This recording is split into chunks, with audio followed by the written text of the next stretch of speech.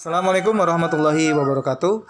Bagaimana kabarnya teman-teman? Mudah-mudahan teman-teman dalam keadaan sehat walafiat. Baik, saya ucapkan terima kasih teman-teman sudah bergabung di mata kuliah Bahasa Indonesia di kampus kita yang tercinta di Universitas Pelita Bangsa Bekasi. Dan mungkin nanti ini materi ini akan kita share juga ke teman-teman yang lain yang di kampus yang lainnya. Baik, berkaitan dengan perkembangan sejarah dan perkembangan bahasa Indonesia, fungsi dan kedudukannya tadi sudah disampaikan oleh para pemateri, sudah cukup bagus. Saya sedikit saja ingin menambahkan ya, atau mungkin bahkan ini resume dari apa yang telah disampaikan oleh teman-teman tadi. Jadi memang betul ya, sejarah bahasa Indonesia itu diawali dari bahasa Melayu atau cikal bakal bahasa Indonesia itu bahasa Melayu.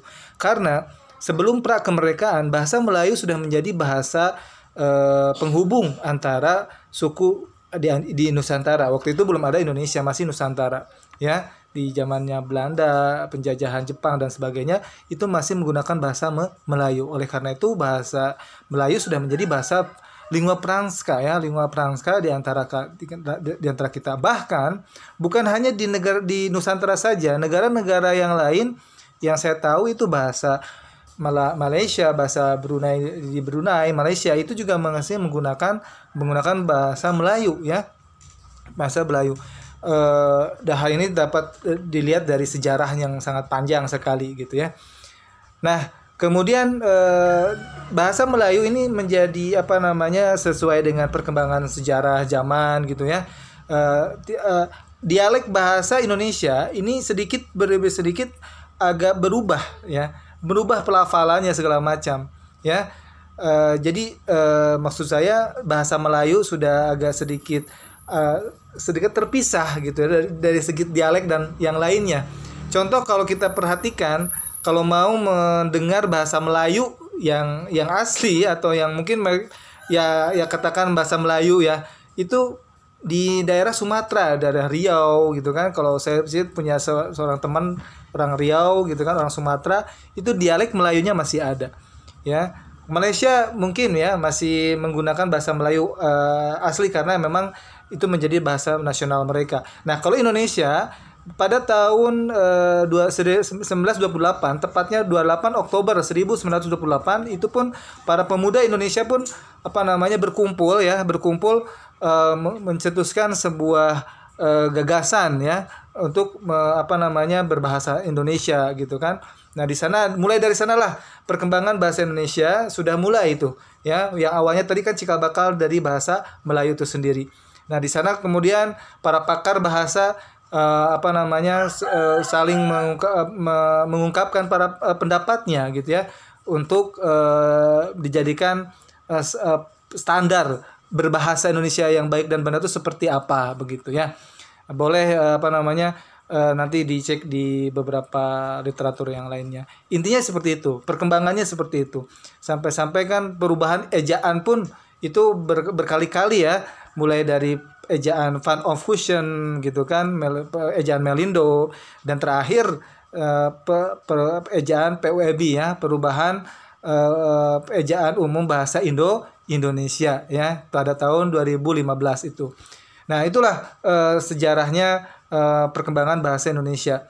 Kemudian kedudukan dan fungsi bahasa Indonesia sebagaimana yang telah disebutkan tadi oleh kelompok penyaji, betul ya, sebagai penguat persatuan ya, persatuan kita. Masya Allah, di Indonesia kan udah memiliki berbagai macam bahasa ya, bahasa daerah, mulai bahasa daerahnya dari Pulau Jawa saja ada Jawa, ada Sunda gitu kan. Kemudian nanti masuk ke daerah ke Pulau Sulawesi ada bahasa lainnya gitu kan, bahasa Papua. Luar biasa sekali. Nah, untuk mempererat persaudaraan sesama bangsa Indonesia, maka dibuatlah satu komitmen untuk bahasa Indonesia. Jadi teman-teman berbahagialah ya, berbanggalah menggunakan bahasa Indonesia, karena bahasa Indonesia ini adalah sebagai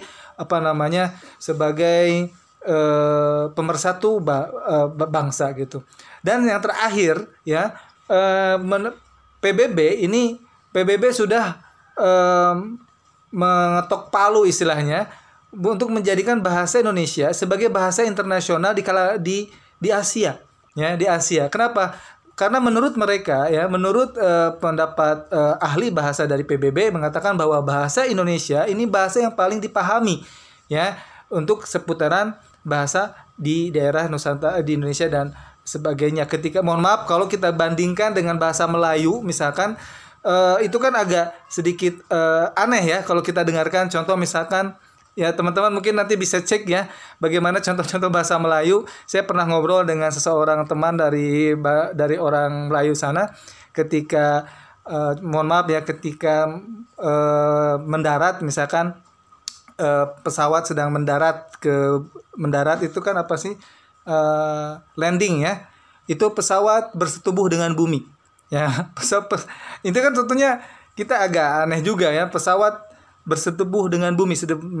Ya, kepada para penumpang sebentar lagi pesawat akan bersetubuh dengan bumi. Misalkan ini kan kurang ini gitu ya. Masih banyak lagi bahasa-bahasa yang mungkin ya itu mungkin dia bagi bahasa tertentu atau dari negara tertentu gak jadi masalah. Tetapi ketika kita sekarang sudah tadi ada perubahan budaya, perubahan kultur dan sebagainya, ketika kita mendengar aduh kok bersetubuh dengan bumi, apa maksudnya gitu, maka ini tidak pas tentunya. Nah, oleh karena itu PBB akan mencetuskan ya, PBB akan mengatakan akan memberikan mandat gitu ya, bahasa Indonesia akan menjadi bahasa internasional di kalangan di Asia. Tentunya di Asia ini maksudnya negara-negara yang menggunakan bahasa Melayu.